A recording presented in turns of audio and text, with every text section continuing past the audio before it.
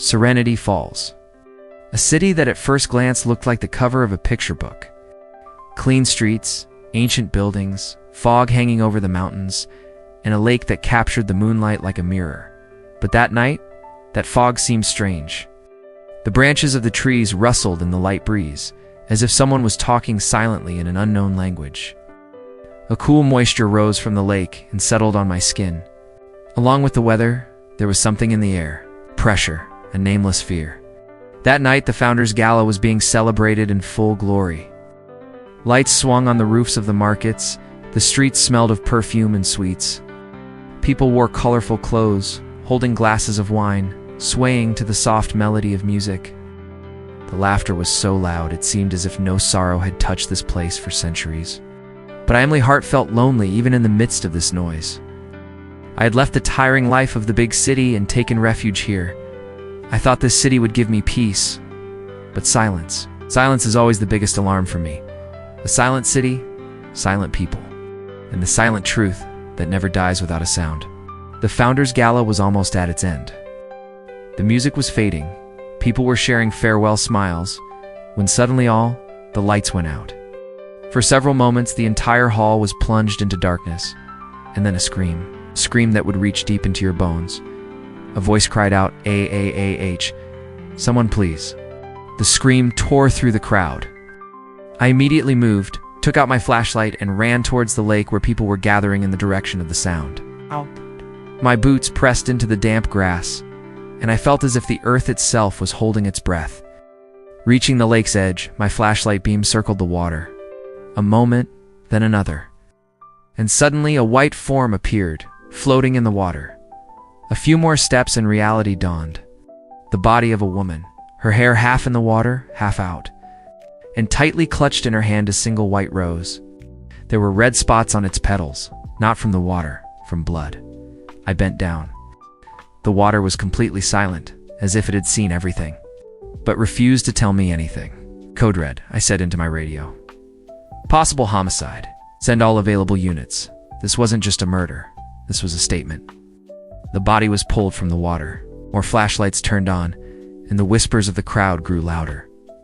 "This is Elena Vance, my God. Could this happen? She practically owned this town."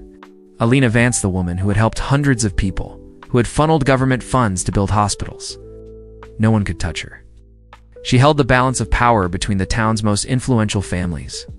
And here she was, lying in the lake water, clutching a rose.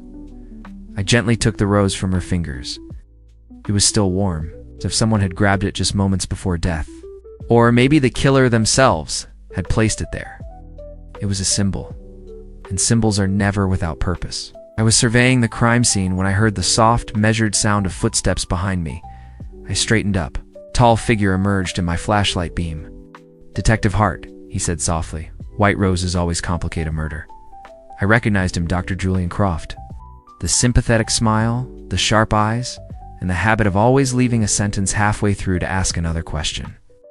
He was the town historian, but people called him the keeper of its history, because he remembered every family story from generation to generation, and every secret, too. I held the rose out to him. "What does it mean? A warning or mourning?" Julian looked at it slowly, as if the rose were stirring something in his own memories. "White roses in Serenity Falls have never been a sign of happiness," he said slowly.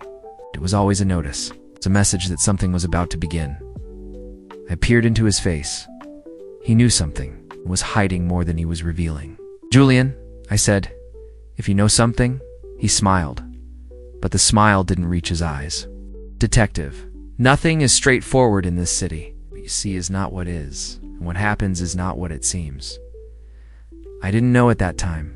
This same man would become both my greatest ally and my deepest heartbreak. After the crime scene was secured, I stood by the lake for a long time. The cold air was getting into my bones. The water of the lake was deep and motionless, like a nameless monster in the darkness. My instinct was screaming at me, "This isn't a random act, it's part of a pattern." But what kind of pattern?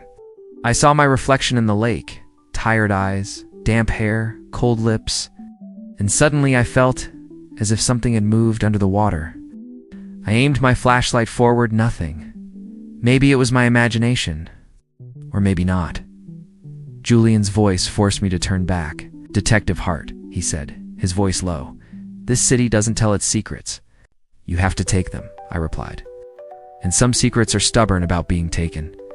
We both stood in silence for a few moments, both of us knowing that Elena's death was just the beginning of a story, not the end. The next day, I arrived at Elena's house, a magnificent mansion with security at the door but inside. It was as if time had stopped. The air smelled of new varnish on the floor, but there was a strange heaviness, as if the walls themselves were crying. The rooms, the pictures, the crystal vases, everything was perfectly in its place, immaculate, except for one drawer that was slightly ajar. I pulled it open. The bottom was a small velvet pouch. Inside that pouch, a small journal, as if someone were hiding their dreams or their fears. I opened it. Very first line sent a chill down my spine. "The dead of shadows begins again." The pages were filled with strange symbols, dates, circles, and words as if someone had written them in a hurry. And in many places, just one word repeated over and over: cycle. On the last page, a single sentence: "The cycle returns every 30 years. My breath caught. I counted the dates with my fingers. It became clear that Elena was not a random victim. Then one line shook me to my core: "Every 30 years, a founding family must fall." I closed the diary. My heart was beating fast. Lanache was the head of the Vance family, one of the founding families. And now, 30 years later, she had fallen. As I looked out the window, I felt like someone was standing behind the trees. Someone watching me. Someone waiting for me to understand this. And maybe someone who didn't want me to survive knowing it.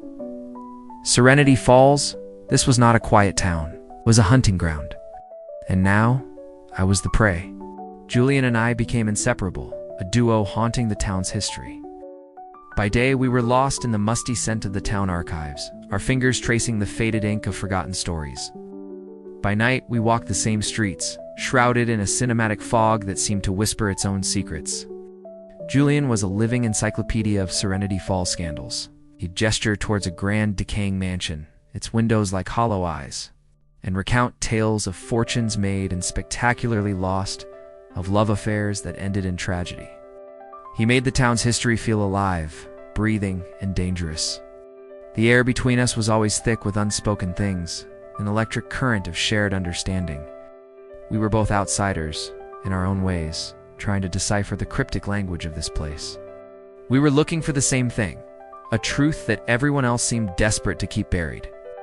The town was a puzzle, and we were two mismatched pieces that somehow fit together perfectly.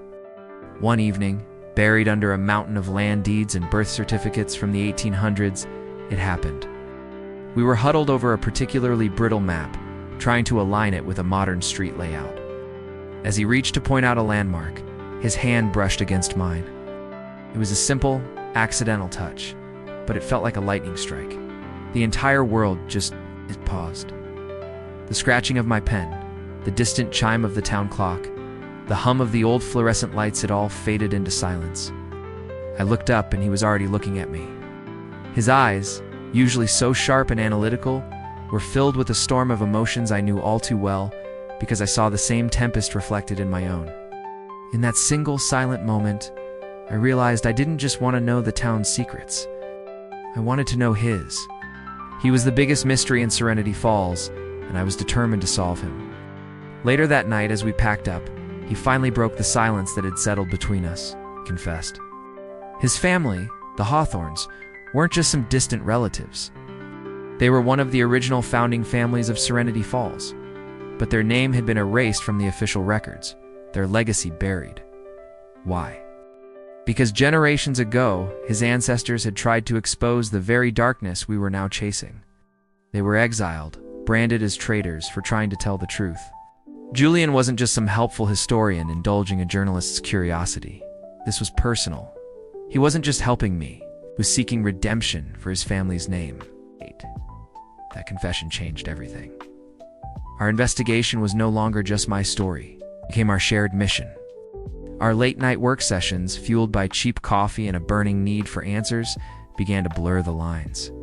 The professional distance I tried to maintain evaporated. We were partners, poring over ciphers and cross-referencing names. Our shoulders brushing, our hands occasionally meeting over an old photograph. We were falling for each other amidst the ghosts of the town's past, a dangerous, intoxicating, and possibly reckless mix. But in a town built on lies, the honesty we found in each other's eyes felt like the only real thing. But as we grew closer to each other, we also grew closer to the truth, and the town began to push back. Hard. The pressure started subtly, then escalated with terrifying speed. Anonymous threats started appearing. Note tucked under my windshield wiper, written in cut-out magazine letters. Stop digging. My tires were slashed. Then one night I came home to find my small office completely ransacked. Papers were strewn everywhere, drawers pulled out, my laptop smashed. They hadn't taken anything of value, not my wallet or my camera. They were looking for something specific, Elena's journal. Luckily, I had kept it with me. It was a clear message. Someone powerful, someone with a lot to lose, was trying to stop me. They wanted to bury the truth right alongside Elena. The attack only strengthened my resolve. It proved we were on the right track. We doubled down, using the chaos as fuel. The coded journal was our Rosetta Stone. With Julian's help, deciphering the historical references, we cracked it. It led us to a hidden ledger Elena had concealed. The pages detailed a sickeningly intricate criminal network. Blackmail, fraud, embezzlement, all orchestrated by the town's most respected figures. The mayor, the police chief, the Vance family. They were using their power to silence anyone who threatened their perfect, pristine facade. Elena had stumbled upon it, and they had silenced her permanently. We finally had the motive for her murder. But that wasn't the end of it. The biggest bomb was yet to drop. A final clue in Elena's journal, one last incredibly complex cipher, had us stumped. It wasn't a name or a place, but a series of coordinates mixed with what looked like scientific notations. It was linked to a local paleontological dig, a project heavily funded by the Vance family fortune. It was a local point of pride, supposedly uncovering dinosaur fossils from a bygone era. We drove out to the site, a huge fenced-off scar on the landscape just outside of town. From a distance, it looked legitimate. But as we examined the cipher again, Julian, with his encyclopedic knowledge of the region's history, had a sudden realization. The geological strata mentioned in the code, it was all wrong for dinosaur fossils. This area was known for something else entirely. The dig site wasn't for bones. It was a cover. They were excavating something else, something they had been searching for decades. And Julian, his face pale in the twilight, knew what it was. It was proof of the original sin of Serenity Falls. He explained it to me, his voice low and trembling with the weight of generations of his family's shame. The founding families, the Vances, the Abernathys. The Prescotts, they hadn't built their fortune on timber and trade, as the town's history books claimed. They had stolen it. They had ambushed and murdered the true founders, a small group of prospectors who had discovered a rich vein of gold, a group that included Julian's ancestors. They stole the gold, claimed the land, and founded the town on a bed of lies and blood. And the evidence? The bodies of the original founders and the deed to the land? They buried it all, right here, right under the town's feet, creating a new history for their new town, Serenity Falls. The dig wasn't about uncovering the past. It was about destroying it for good. We weren't just uncovering a modern murder. We were about to unearth the crime that had given birth to the entire town. Thanks for watching. If you're as hooked as I am, make sure to like and subscribe and hit that notification bell so you don't miss the final explosive chapter of Serenity Falls.